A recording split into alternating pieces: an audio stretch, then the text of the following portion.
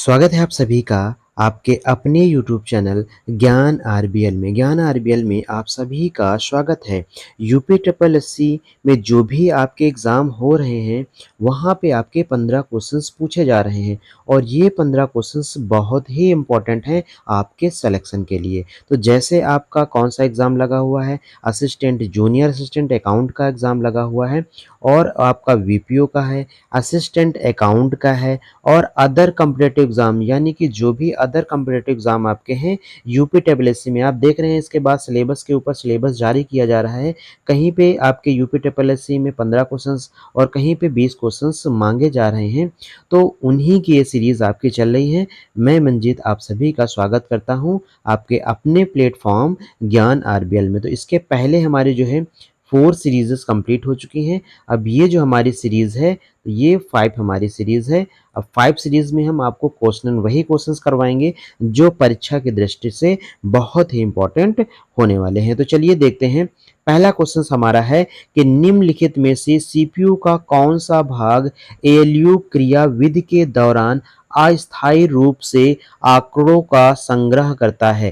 कहने का मतलब यह है कि जब आपका सीपीयू में एलयू वर्क कर रहा होता है, हमने यहाँ पे सीपीयू के जो है तीनों पार्ट बता दिए थे कि सीपीयू के कितने पार्ट होते हैं और यहाँ पे जो आपका सीपीयू होता है उसमें अस्थायी रूप से मीन्स टेम्परेरी रूप का जो स्टोरेज देता है वो आपका रजिस्टर मेमोरी देता है। कौन सा देता है? रजिस्टर मेमोरी देता है, जिसको हम एमयू के नाम से भी जानते हैं। किसके नाम से जानते हैं? एमयू के ही नाम से जानते हैं। इसलिए यहाँ पे ऑप्शन नंबर क्या हो जाएगा? ऑप्शन नंबर इसका सी इज अ राइट आंसर हो जाएगा। सी नंबर जो है इसका क्या होगा? करेक्ट आंसर होगा। अब इसको हम क्या बोलते हैं? Arithmetic logic unit. इसका काम क्या होता है? इसका काम कैलकुलेशन करने का होता है। किसके लिए? कैलकुलेशन करने के लिए। परसेंटेज निकालना, divide, multiply, greater than, less than, इन सभी को कैलकुलेशन करने के लिए एएलयू का पार्ट यूज़ किया जाता है। और हमें सीयू का पार्ट इसलिए यूज़ करते हैं क्योंकि कंप्यूटर को कंट्रोल करने के लिए यूज़ किया जाता है। इसको हम क्या बोलते हैं? Random access memory. ये क्या होता है? रैम होता है जो कि आपको टेम्परेरी मेमोरी ये भी प्रोवाइड कराता है, बट ये सीपीयू को टेम्परेरी मेमोरी नहीं प्रोवाइड कराता है। सीपीयू को टेम्परेरी मेमोरी रजिस्टर प्रोवाइड कराता है। तो इसका right answer option number C हो जाएगा। अब यहाँ पे क्वेश्चन पूछा गया है कि लैपटॉप, डेस्कटॉप, लैपटॉप और आपके टैबलेट और स्मार्टफोन इनमें से सभी प्रकार के कंप्यूटर ये कौन से कंप्यूटर आते हैं? तो आपके देखिए अगर हम साइज के अकॉर्डिंग बात करेंगे, किसके अकॉर्डिंग? साइज के अकॉर्डिंग तो 4 हैं। तो नंबर 1 पे आपका कौन सा आता है? नंबर 1 पे आपका आता है माइक्रो। साइज में नंबर 1 पे है, मीन्स सबसे छोटे से सबसे बड़े की ओर चलेंगे। इसके बाद नंबर 2 पे क्या आता है आपका?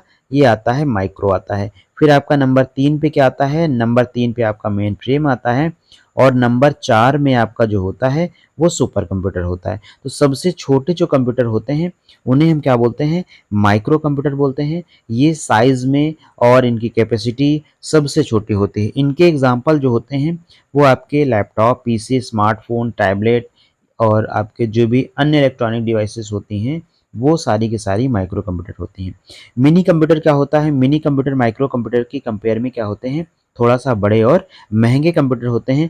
मेन फ्रेम कंप्यूटर क्या होते हैं? किसी सर्वर के लिए यूज़ कर किए जाने वाले कंप्यूटर होते हैं। ये मिनी और माइक्रो कंप्यूटर से क्या होते हैं?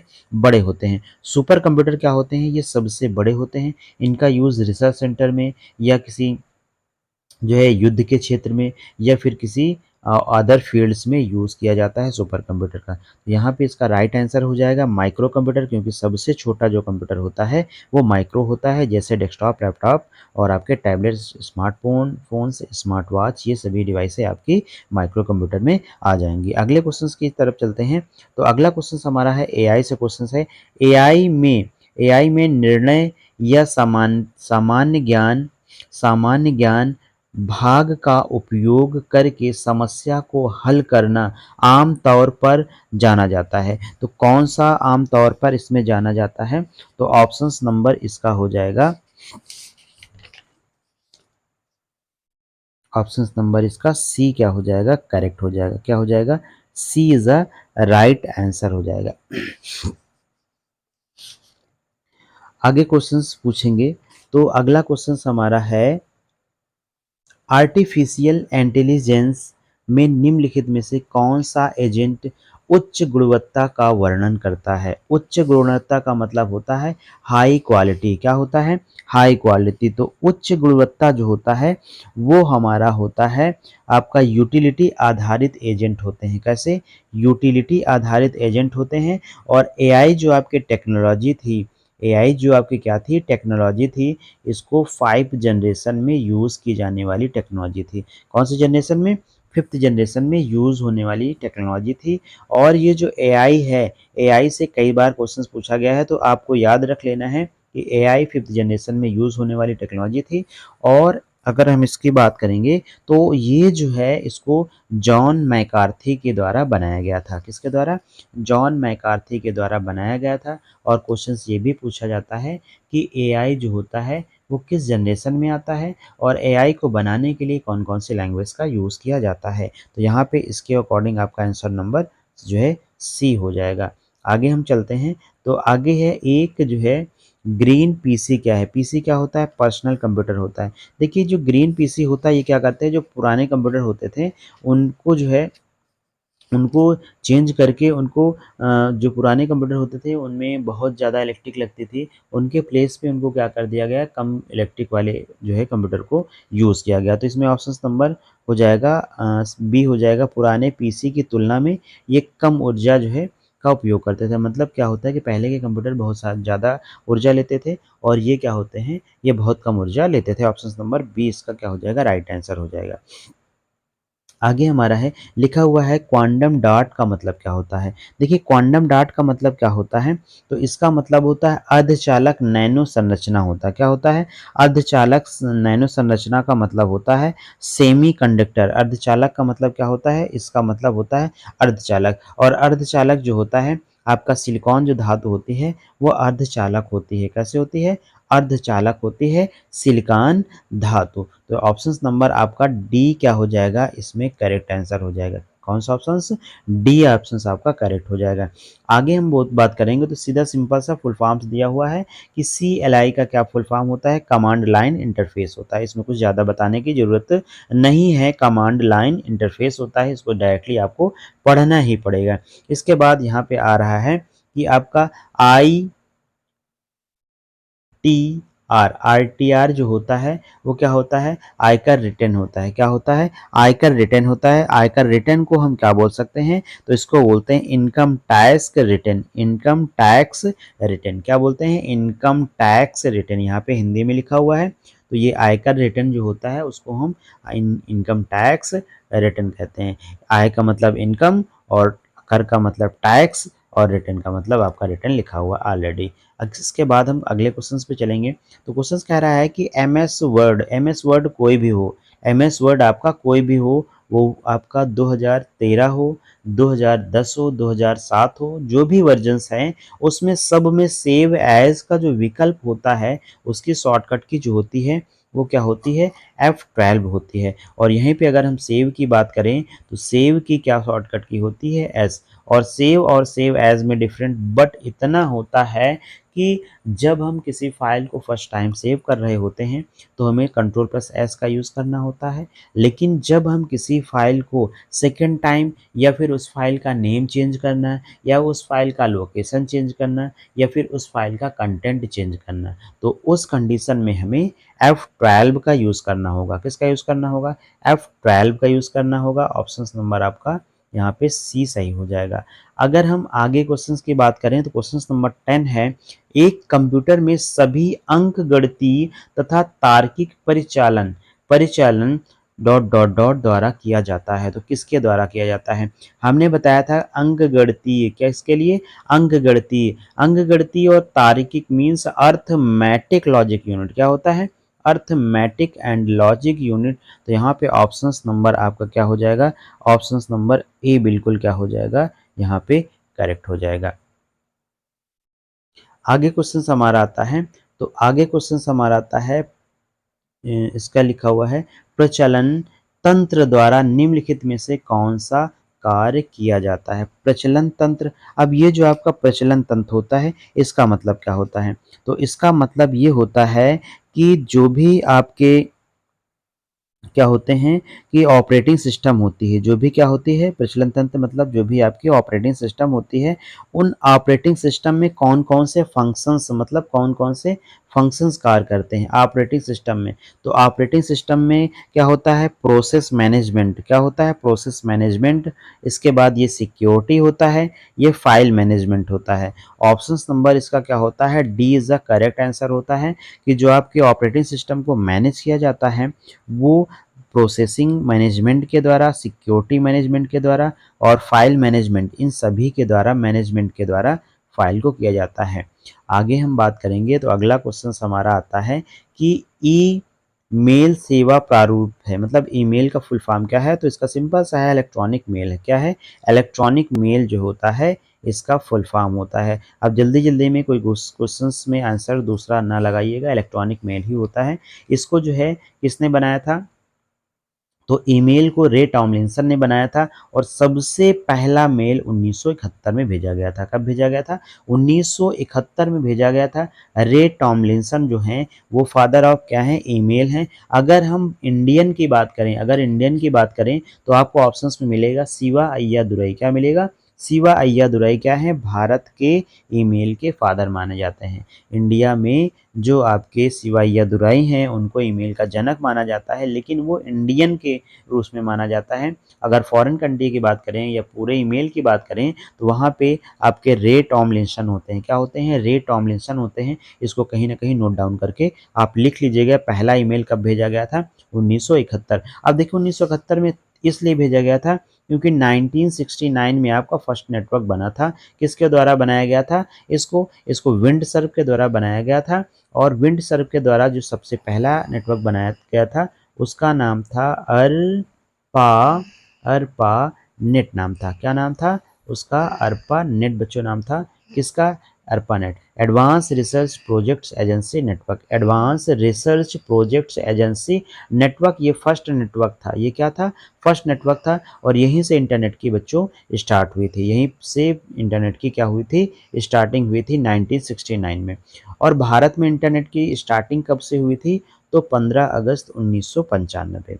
देखिए इंटरनेट भारत में कब आया था, 15 अगस्त 1995 में। बहुत लेट में हमारे यहाँ इंटरनेट की स्टार्टिंग हुई। तो हमने थोड़ा सा इसके बारे में बता दिया। यहाँ पे आपका फुल फॉर्म इसका क्या हो जाएगा, सही हो जाएगा। आगे हम क्वेश्चन हमारा आता है, यहाँ पे दिया हुआ है एक स्प्रेडशीट फंक्शन, एक स्प्रेडशीट में फंक्शन मोड MOD रिटर्न करता है। देखिए स्प्रेडशीट मतलब होता है एक्सेल होता है। क्या बच्चा होता है, EXCEL। अगर हम यहाँ पे मोड की बात करेंगे और मोड को हम पढ़ाने की कोशिश करेंगे तो देखिए मोड क्या होता है।